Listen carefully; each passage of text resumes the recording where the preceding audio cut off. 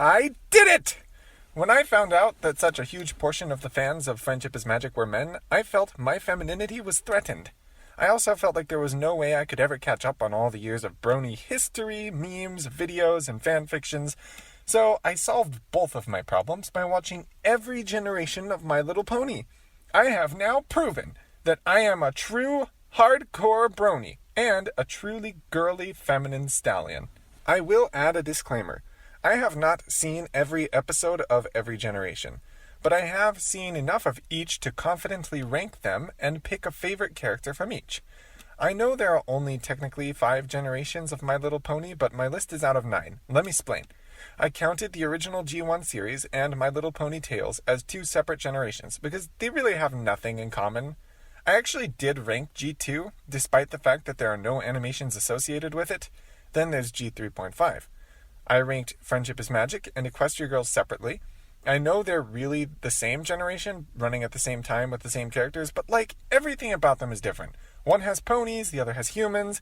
One has an episodic format, the other is movies, specials, and shorts. Either one has more screen time than most of the other generations. They deserve to be ranked separately. Then there's Pony Life, which has been referred to as G4.5, so that's how I ended up with 9 generations on my list. Without further ado, let's rank. Number 9, G3.5.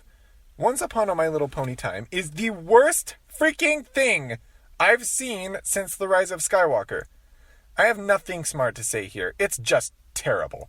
However, that's not all of G3.5. The main animation is actually Twinkle Wish Adventure. It's not as terrible, but it's not very good either. It suffers from a lot of the same problems as G3, which I will talk about in more detail later. Additionally, it downgrades the art style from the G3 design, which I find rather appealing, to this. That's just not appealing to look at. I had a hard time picking a favorite character in G3.5. They're the same characters from G3, but my favorites aren't there. I finally settled on Sweetie Belle. She's actually surprisingly similar to Sweetie Belle in G4. She's cute and sweet and less annoying than the others. Number 8, Equestria Girls, G4. I said in an earlier video that I would make a video about why I hate Equestria Girls. Although I could go on about this for hours, I'll try to summarize. Obviously, Equestria Girls was never going to be as good as Friendship is Magic. Changing young adult ponies in a fantasy world for teenage humans in a high school was an inherent downgrade. But it still could have been 3rd on this list. It's down at 8th because it's terribly written. There are a lot of problems, but I'm going to focus on the 2 hugest. First, the plot. A human gets access to equestrian magic. She goes out of control with it, and the main characters have to use the power of their friendship to stop the villain. Which Equestria Girls movie or special did I just describe? The answer is nearly all of them. They all have the same plot. By the end, I was desperate for just one story that didn't involve equestrian magic. And it never came. The main characters are practically begging for a break in The Legend of Everfree and Spring Breakdown, and both times magic showed up anyway. Second, the characters. The main 6 do not translate well to Equestria Girls. By changing the setting, the writers lost a lot of what makes the characters them. Let me use Rainbow Dash as an example. In Friendship is Magic, one of the defining traits of Rainbow Dash is her drive and ambition. This is mostly directed towards her long-term goal of becoming a Wonderbolt. She talks about it in almost every scene in the first season. But in Equestria Girls, she has no long-term goal. What they should have done is made her a pilot in training, trying to join a stunt flight team like the Blue Angels. But since they didn't, the character has no drive, no goal, no arc, and no complexity. Similarly, Fluttershy is nowhere near as shy because the writers needed her to perform in the high school band, TM, because it was part of the high school formula registered copyright, so she didn't have a character arc overcoming her shyness. No arc, no conflict. The characters of Equestria Girls are botched. That said, it was pretty hard for me to pick a favorite character in this generation.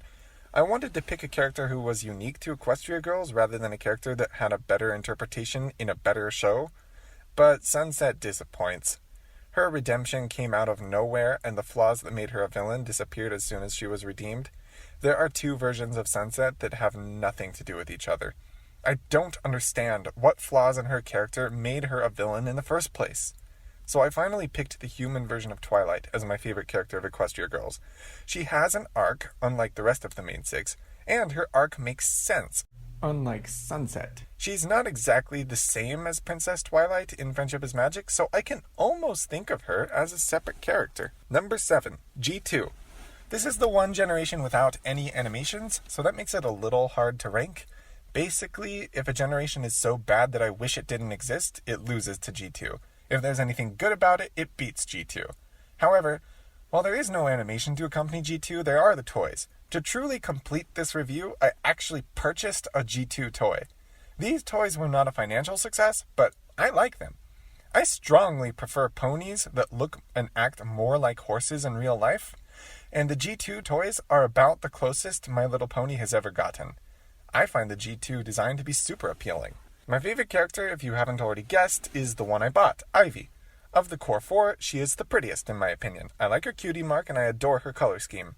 I guess I could talk about her back card description, but really, without an animation to go with it, it's any pony's guess which of these characters I would have liked most. Off just a back card description, I never would have expected to like Rarity, but I adore her. So I'm keeping it just to design when I say Ivy is my favorite of G2. Number 6, Pony Life, G4.5. Like Equestria Girls, Pony Life takes the best 6 characters in the franchise's history and wastes their potential. They're not as bad as in Equestria Girls, but Fluttershy and Twilight are definitely off. It's supposed to be a slice of life show, but they really don't do a lot of life. They just hang out at Sugar Cube Corner, chugging potions and playing on their phones. The only one we really see working her job or, having a life is Pinkie Pie. So why did Pony Life beat Equestria Girls? Because it didn't give me any reason to hate it. Equestria Girls connects to the canon of Friendship is Magic. I have to acknowledge its reality in the world of Equestria. I don't have to do that for Pony Life. Equestria Girls is also a much longer watch. It's a lot to slog through. Pony Life is short. It's actually sometimes funny. I like the theme song. I like the instrumental music. And there are a few choice episodes that I actually enjoyed. I really don't mind the animation style, except for the foals, which are just uncanny. My favorite character in Pony Life was an easy choice, Octavio Pie. He's a really interesting addition to the Pie family. A younger sibling who, despite looking like any of the other Pies, ended up taking after Pinkie rather than following the rest. But his relationship with Pinkie is troubled. She kind of hates his guts. The dynamic between the two of them, and the potential for dynamics with the other Pie siblings are so interesting, in fact, that I wrote a fan fiction where Octavio was a member of the Pie family in the Equestria of Friendship is Magic. Number 5, G3. When Lauren Faust developed the concept of Friendship is Magic, G3 was the legacy she was trying to defeat. Speaking of girls' TV before G4, she said, "I couldn't tell one girl character from another, and they just had endless tea parties, giggled over nothing. That fits G3 to a T. Cartoons for girls don't have to be a puddle of smushy, cutesy-wootsy goody two-shoeness. But this one sure was. G3 and other shows like it built up a stigma around girly entertainment that still haunts My Little Pony today, long after the franchise has abandoned its old ways." So why does G3 beat Pony Life? Because G3 has an excuse, and Pony Life doesn't. In 2010, Lauren Faust raised the bar for both the franchise and girls' shows in general. After the debut of Friendship is Magic, which all but caused a revolution in Western cartoons, ushering in a new genre of the kids' shows that are actually good, there's no reason we should be reverting back to something like Pony Life in 2020. But in 2003, the stuff G3 was doing was sadly typical. It never promised to be anything, so there's not much room for disappointment. There are actually a few things I like about G3. There are some neat fantasy elements, the theme song is catchy, the art style is pretty, and there are a few ponies whose personalities stand out, even if most of them spend all their time giggling and having tea parties. The one that stands out most for me is Thistle Whistle. She has a quirk of whistling at the beginning or end of sentences, but she's voiced by Tabitha St. Germain, who actually manages to sell it. I broke the Here Comes Christmas candy cane and ruined Christmas for everybody, so now I'm going to the North Pole and show Santa how to get to Ponyville. But, do you really think that's a good idea? I mean, well, you know how you are in balloons. Just hot. It's kind of cute. She's also the one pony who doesn't act with the rest of the group because she's anxious, shy, and afraid of clouds. But she's also the first Pegasus to act when the Earth ponies are about to fall to their deaths. So she's definitely the standout. Number 4, My Little Pony Tales, G1. There's actually a huge gap between G3 and Ponytails. We've moved on from I dislike it less to I like it more. Ponytails was the last older generation that I watched because I thought I wouldn't enjoy it. But it turned out to be the only one I've watched from start to finish without skipping any episodes. I thought I wouldn't enjoy it because they took the fantasy out of My Little Pony, which is part of what made it special in the first place. I also knew that Ponytails' ponies were highly anthropomorphized, and as I've said before, I prefer my ponies to be more horse-like. As it turned out, they were even more anthropomorphized than I ever imagined, to where they regularly walk on 2 legs. It's continually distracting and uncomfortable. They're really only ponies in name at this point, and sometimes not even that. Bon, you're gonna be the wise old woman! What's this word you keep using, man? So, why did I enjoy it so much? I don't know how else to say it other than that it's really well written. It does right what Equestria Girls did wrong. Both took the fantasy and adventure out of My Little Pony, put the characters in school, and made them almost or literally human. Neither can be as good as My Little Pony at its best, but Ponytails manages to be a really good slice-of-life show. It has episodes about environmentalism, prejudices, gossip, pranks, you name it. This is the only older generation to feature males as actual characters in the show.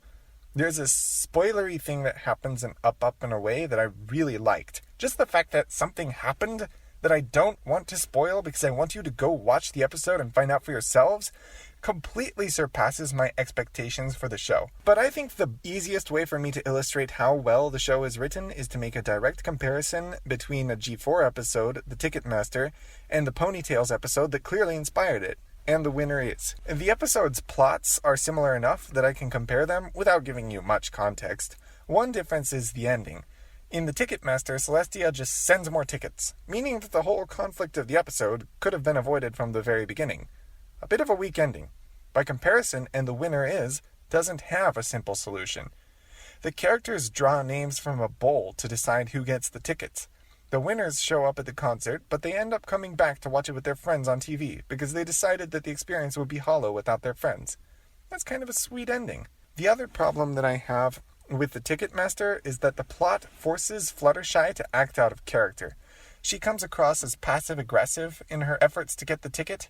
If she really were free to act as she normally would in this episode, she wouldn't have made a play for the ticket at all, even if she really wanted it, because she was too shy.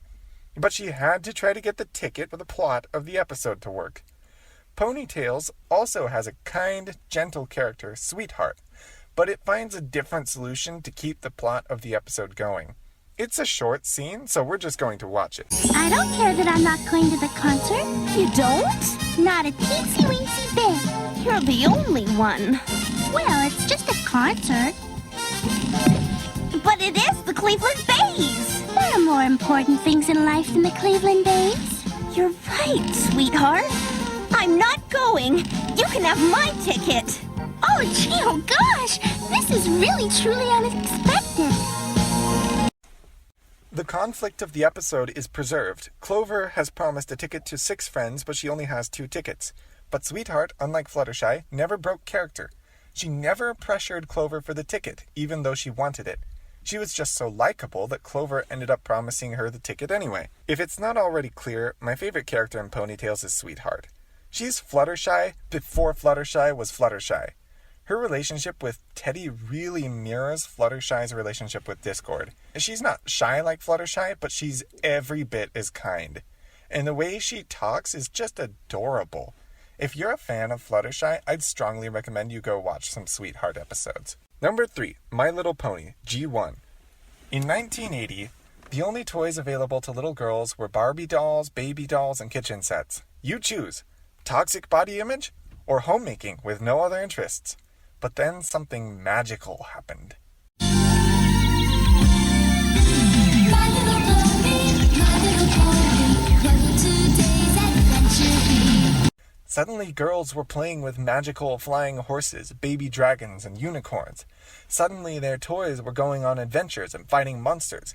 They dressed up and brushed their hair too. The ponies did not abandon femininity. But suddenly girls could be whatever they wanted, like whatever they wanted, do whatever they wanted. The animated series did not live up to all the potential of the toys. I did a review of G1 a few months ago, so feel free to check that out. I've actually seen more of the series since then. There are only a few episodes that I haven't seen at this point. My opinion of G1 is more positive now than it was then, but the strengths and weaknesses are still pretty much the same. One problem with the series is that there's too much focus on the villains for the pony characters to really get much development. The ponies also have to compete with Megan and her family for screen time, and she's the dullest main character to ever grace the franchise.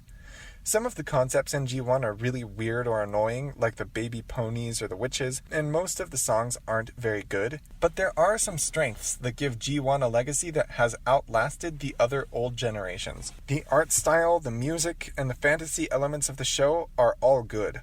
But the best part of the series is the pony characters. There are a lot of them, and there's no clearly defined set of main characters, so most of them don't get a ton of development. But even the side characters have distinct personalities and quirks. The greatest tragedy of the Generations fiasco that came out of IDW is that now modern bronies, even smart ones like Silverquill, are going to think that the G1 ponies were all the same and acted as a group like in G3. That couldn't be farther from the truth. Even minor characters in G1 have different ways of seeing things and often get into disagreements. A few choice major characters get a lot of development and turn into truly complex characters with multiple facets, internal conflicts, and character arcs. Some of these more complex characters include Fizzy, Gusty, Shady, and of course, Wind Whistler. Wind Whistler is definitely my favorite pony of G1. Her mind clearly operates in a totally different way from the other ponies, resulting in frequent misunderstandings and even occasional teasing from her peers. However, the most important thing to her is those same ponies that don't understand her. She is the friendship pony in G1, like Twilight Sparkle in G4. She repeatedly risks her life and well-being for her friends, and she gets all the lines about the value of friendship. She cares about her friends more than anything else, and those same friends tease her because they don't understand the way she thinks and talks. This is a truly complex character. Generations can go sit in a trash heap with Equestria girls. Number 2, G5. I did a very comprehensive review of the G5 movie, so I'd recommend you watch that for my full opinion on G5. I'm a little hesitant to put it higher than G1 off just a single movie, but the fact is, we really got off on the right hoof. Clearly, the creators of G5 have a good understanding of what made G4 so great in the first place. G5 has that same self-aware sense of humor, positive message, and upbeat vibe. The ponies are cute, the animation is stunning, the music is excellent. They blended just the right amount of homage to G1 with unique new material. Most of the characters are really likable, although there was one misfire. I have a lot of little nitpicks with the movie, which I covered in extreme detail in my review, but overall I was highly satisfied. It is not the most brilliant kids' movie ever made, not by a long shot, but it shows all the right signs. I truly believe G5 is going in the right direction. My favorite pony of G5 is Hitch Trailblazer.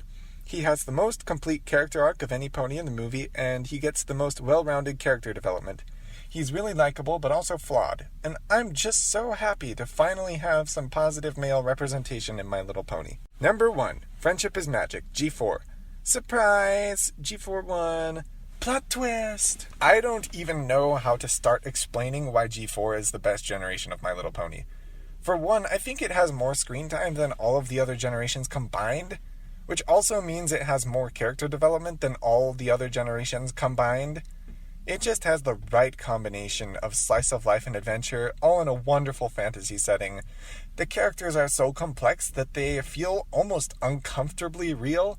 The music is amazing. The art style is the dang cutest thing there ever was.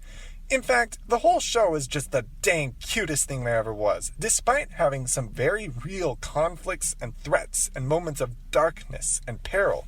It's not perfect. There are episodes I dislike in almost every season, and that just comes with having so many different writers working on it.